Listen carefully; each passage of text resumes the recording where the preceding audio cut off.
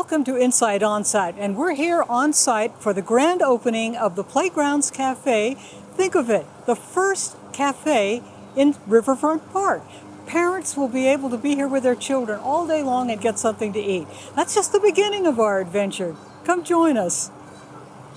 Thank you so much for being here this morning. I just want to thank a few individuals. Hazel Patton is joining us this morning.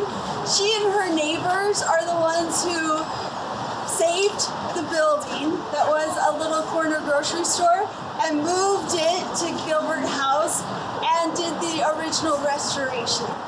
Everything we do at Gilbert House is collaboration and with our community partners. We're so grateful to have the Salem Foundation and representatives from the Epping family here this morning who have donated so generously so that when we open this coffee shop, we're doing it debt-free.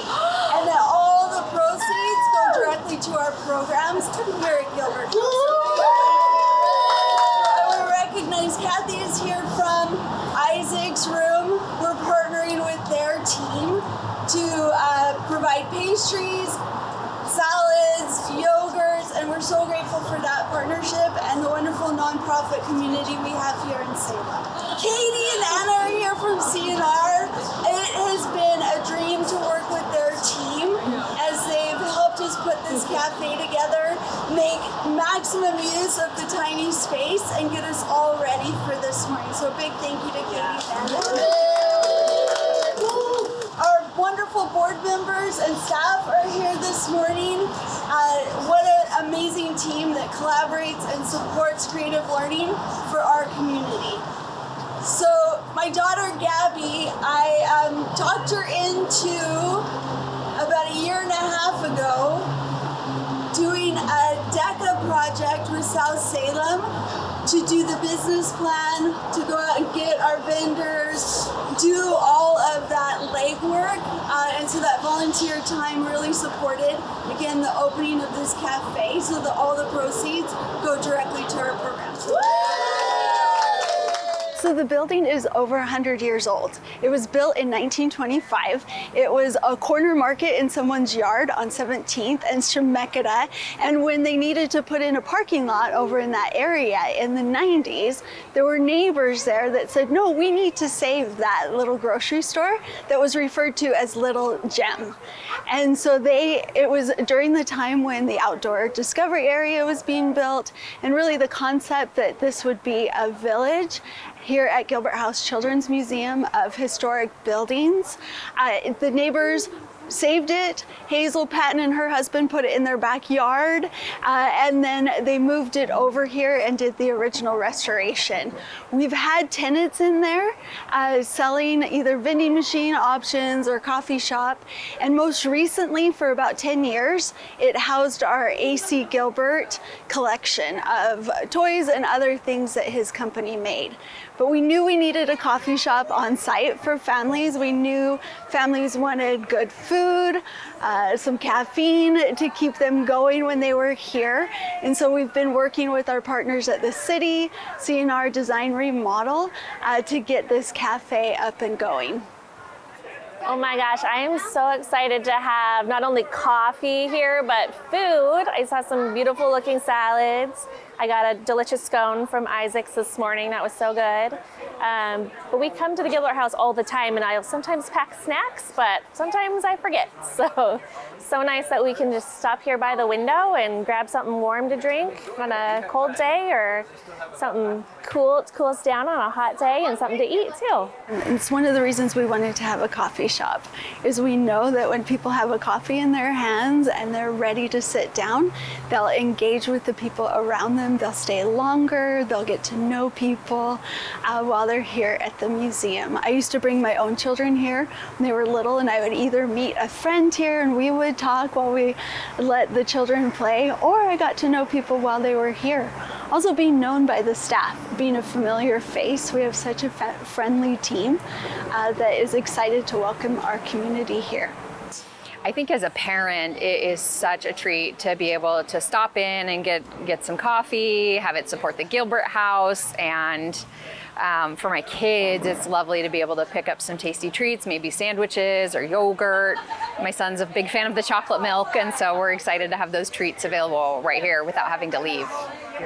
I think as a parent, usually we either run out of energy for the parents or we just start getting hungry and hangry for the kids. That's usually when we leave. So being able to come and have some morning activity time, maybe pick up lunch and some snacks, some coffee, and then have the rest of the afternoon to play, it really makes it a more comprehensive experience.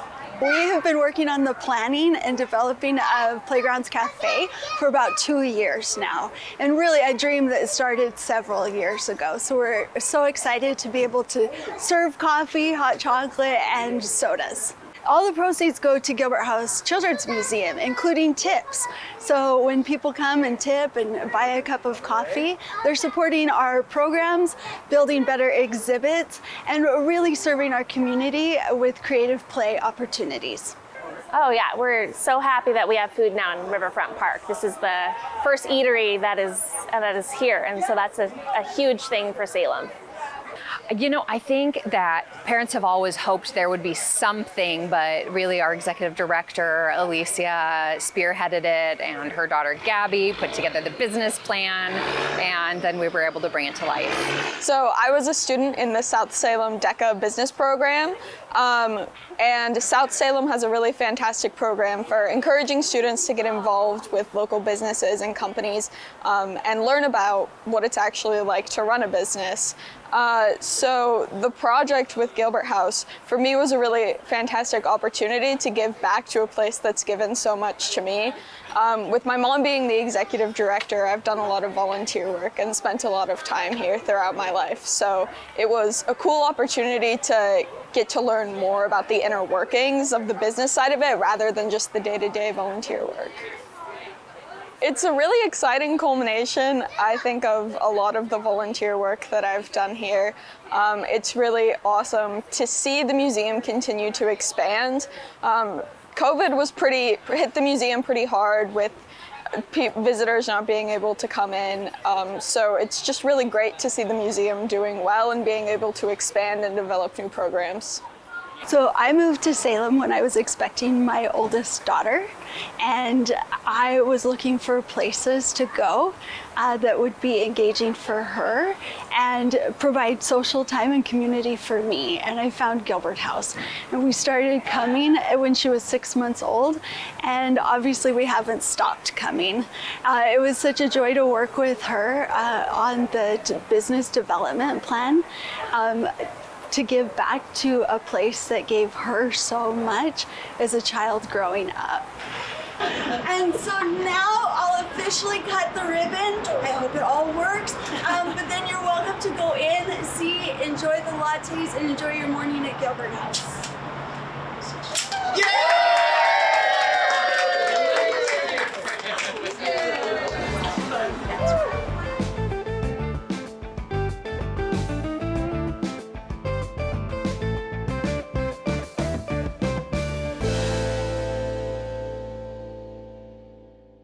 We added to our Salem station, our exhibit that is about transportation. So the car was donated to us from another children's museum, and then we worked with a local decal artist.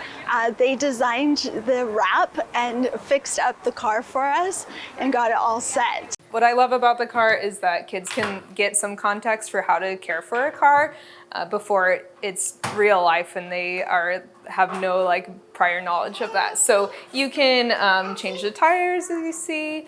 You can add fluids, like we've got antifreeze, and change the oil, the filter. So you just get some context for all that goes on in a car besides just adding gas, which is what most kids already know. I think it's so helpful to know just even the basics that cars need more than gas. I think we've all had that friend who in college when they're away from parents, I was that person too. My car, I didn't know how to care for it. I knew how to refill the gas. I knew 2 fluids maybe, but overall I didn't have a basis of understanding. And then you go to a mechanic, they have all this jargon, no idea what any of it means. So starting young and having just a small knowledge of here's a few things that go into a car, here's what the engine looks like, different parts do different things. Any base knowledge just helps you so much in adulthood to be able to build off of that knowledge. This is a great, we call them props, or exhibit components, because it speaks for itself so much. You can tell what needs to be done. You can see that, oh, I can change these tires, and these bottles, like there's spots to put them, and when I put it there, it makes a noise, so it's rewarding like that. So yeah, it's just cool that all ages. I have an almost 2-year-old, and he's figured it out already too. We're so glad that kids can climb right under it safely. We were trying to figure out how are we going to get this off the ground, and we have Smith & Steel down the road that came by and said, we can lift that and make it super safe. Like nothing to worry about. So they inserted this just beautiful riser underneath that's like incredibly safe. So we feel so good that kids can just climb all around it. This is a city bus, and Chariots donated us all the parts for it and installed it as well. They even took footage of their bus routes. And so the kids are watching like real footage of this bus driving through Salem. It's so fun with summer camps. Sometimes I join kids while they're in here, and they're like, oh, so-and-so's house is this way, and I know where we are, we're on this street. So yeah, it's a lot of fun. Kids love to drive the bus. So of course the driver's seat is the most popular. There's a lot of negotiation learned when it comes to the driver's seat, and a lot of timers set. Okay, you have 2 more minutes, and then it's the next person's turn. And the kids are often doing all of that together, learning how to take turns, how to assert themselves, to say, I would like to be next, and parents are helping them to learn how to do it politely. So that's one of our huge learning outcomes of the bus.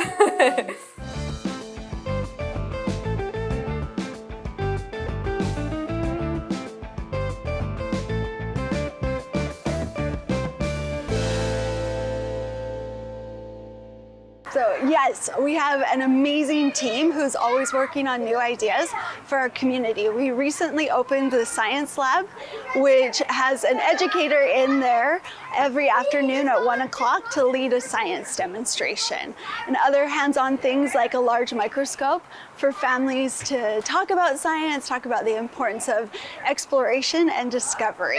We also have our summer camps this summer, 7 weeks, 9 a.m. to 2 p.m. with different themes for children who are 6 to 9 years old. So about a year ago, we were thinking of how we could change out one of the exhibits, and we thought we need something that's more scientific. And so we came up with this idea for a lab, and it's been a lot of hard work along the way, but we came up with all sorts of different things that we wanted in here, which we didn't get them all, but we eventually want to be able to have a lot of different scientific components in there. So in the science lab, we try to switch it out about once a week. We have different components that are permanent, but we also switch out one thing at least once a week to have different components in there as well. For parents, we really like to think about it from the kids' perspective as how the kids might be engaged with it, and then the parents can expand on that from where the kids start. For example, we have some molecules in there where the kids can build a molecule or stick some magnets together, and then the parents can kind of explain, oh, this is how water is made, or this is how carbon dioxide is made. So the parents' job in here is to kind of expand on what the kids get started with. So our programming that we run in here is every weekday we have one of our educators come in and lead some experiments or just different activities that are science-based. For example, it might be about mixing colors, or maybe we've done slime, or making slime, which isn't always the best idea because it gets a little messy, but we do all sorts of fun things. We did fingerprinting, and we've done like aerodynamics. So we just come in we have a whole group of different lessons that we can come in and teach in about an hour. It's the most hands-on thing you can imagine. Kids get in, although we usually have to give a little bit of instruction, the kids can get in and do as they please with it as well. Just recently, in fact, I mentioned that we did the fingerprinting, and I had a group of a mom and 3 kids come in, and they all got ink all over their hands, and they walked out with really dirty hands, but smiles on their face because they could look at their fingerprints and see, oh, I have this type of fingerprint, and on 3 of my fingers I have a loop fingerprint, or I have a swirl fingerprint, and just that exploration is just what I love being here in the science lab. That's my favorite part. This is our new microscope that's high-powered and gives the kids a chance to really look at nature up close and work on zooming in and focusing on different aspects of whatever they're looking at, whether it's a hornet or whatever it is. Kids have to learn how to use the features to make it zoom in and out and then focus and look closely at nature.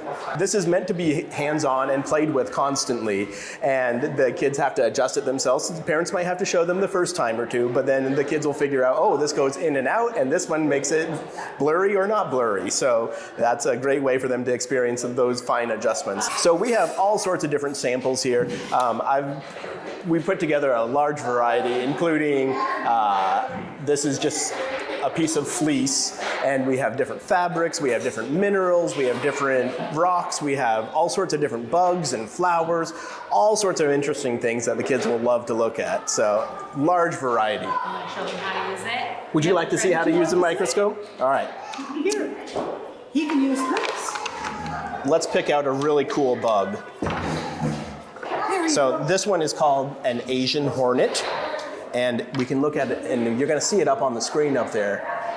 So if I zoom out a little bit, we're going to get a better view of this bug right now.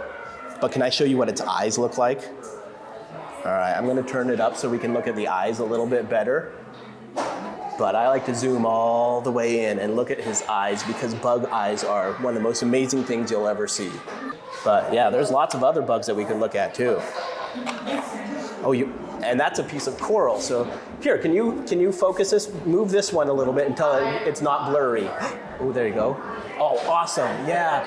And if you do it just right, yeah, you can see all the little pieces of rock in there, can't you? Oh, there we go. Does that look cool? Did you know that's what flowers look like up close?